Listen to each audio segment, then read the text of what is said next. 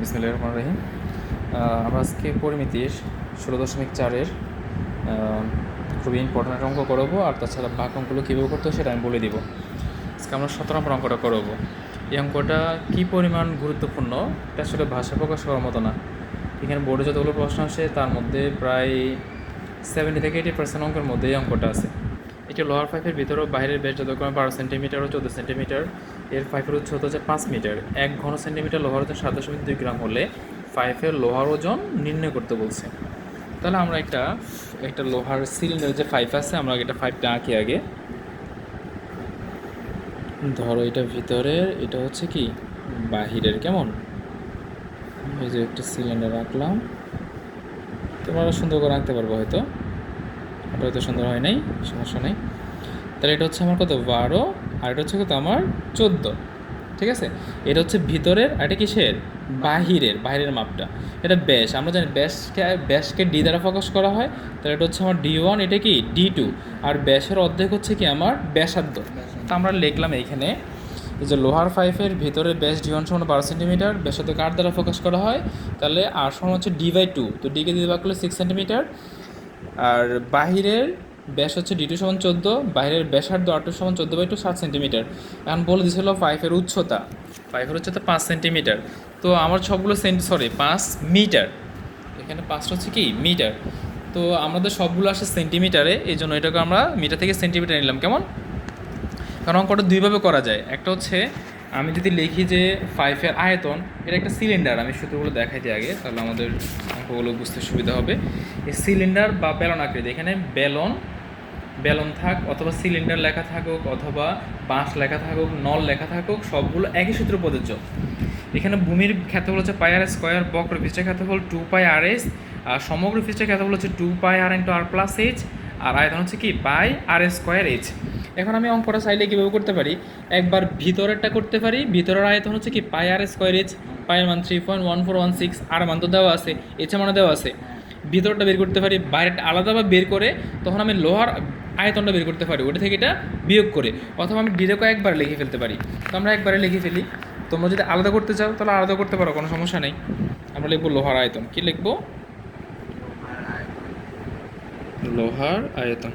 আর যারা এই যে ইউটিউব থেকে লিখবা তাহলে ভিডিওটা পজ করে লিখতে পারো। কেমন, তো আমাদের বিয়োগ করার সময় সবচেয়ে বড় থেকে ছোটো বিয়োগ করতে হয়। তাহলে কি হবে আমার πr² মাইনাস πr1²h। ওই যে πr²h আমার সূত্র ছিল, এখান থেকে আমি πr যদি কমন নিই তাহলে কি হবে আমার বলো, r² মাইনাস r1²। তাহলে পায়ের মান কত 3.1416, এইচ এর মান হচ্ছে কত বলো তো 500, এই R2 এর মান হচ্ছে 7² আর মান হচ্ছে কত 6, তাহলে 6²। তাহলে 3.1416 ইন্টু কত বলো তো 500, 7 7 49, 6 6 36। তাহলে আমার কত হলো 3.1416 ইন্টু কত বলো তো 500, ইন্টু এখানে কত বিয়োগ কত থাকে বলো তো 13। পুরোটা গুণ করি, কত আসে মান আমরা দেখি, 3.1416 ইন্টু কত 500 ইন্টু হচ্ছে 13। কেমন, কত আসছে আমার মানটা বলো, 2042.0.4। হ্যাঁ, 2042.0.4। আয়তন লিখতে হবে ঘন, তাহলে এটা হচ্ছে কি ঘন সেন্টিমিটার। এতটুকু বুঝছো তো? আর আমাকে বলে দিছে 1 ঘন সেন্টিমিটার লোহার ওজন 7.2 গ্রাম। 1 ঘন সেন্টিমিটার লোহার ওজন 7.2 গ্রাম। তো আমরা লিখবো, দেখি ধরো সরো, আমরা লিখবো হচ্ছে কি 1 ঘন সেন্টিমিটার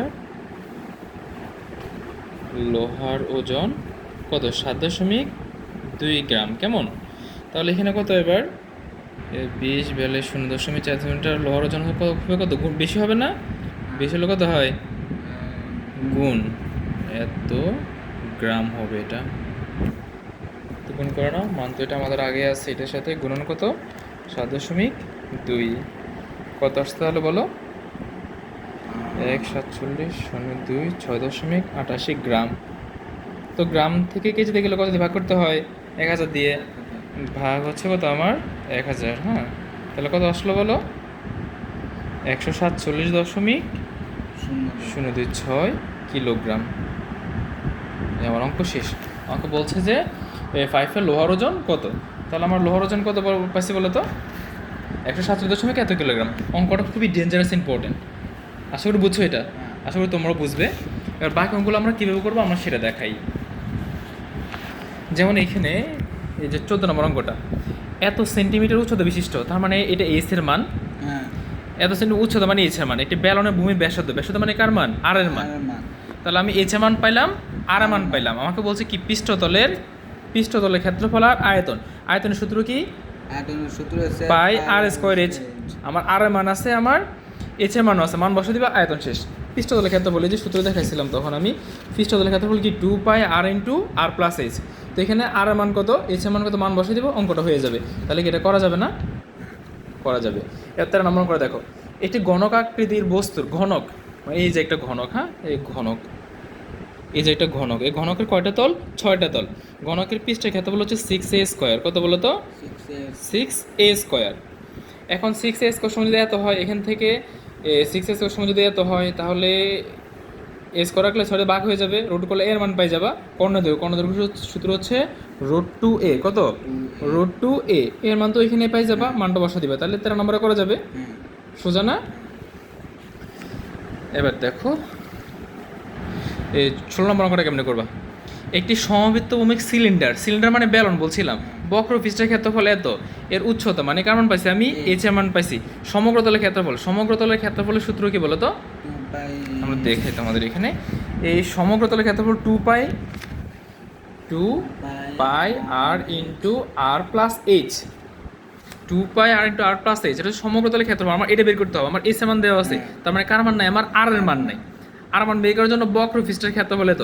এখন বক্র পৃষ্ঠের ক্ষেত্রফলের সূত্র কি, 2 পাই আর এস, কত, 2 পাই আর এস। তাহলে আমি লিখতে পারি এখানে কত, 2 পাই আর এস সমান কত, 4400, ঠিক না।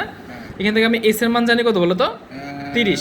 এস এর মানটা যদি বসাই, তাহলে আর মান সমান কত আসবে এখানে, এই যে 4400 2 পাই কত বলো তো, এস এর মানটা বসা দিলে পাই মান বসা দিলে কারণ পেয়ে যাবো, আর মানটা এখানে বসা দিলে আমি সমগ্রতলের ক্ষেত্রফল পেয়ে যাবো। অঙ্কটা সোজা না। তাহলে অঙ্কগুলো ভালো করে পারার জন্য কি লাগবে, আমার সূত্র জানতে হবে, সূত্র জানলে অঙ্কগুলো ইজি, কেমন বুঝছো তো। সেমভাবে একটি ব্যালনের বক্রতলের ক্ষেত্রফল, তো বক্রতলের ক্ষেত্রফল কি পাইছি আমি, একটু তো লিখলাম, বক্রপৃষ্ঠের ক্ষেত্রফল কি 2 পাই আর এস সমান কত বলো তো, 100। ব্যালনের আয়তন হচ্ছে 150, এটাকে দিলাম আমি 1 নং সমীকরণ।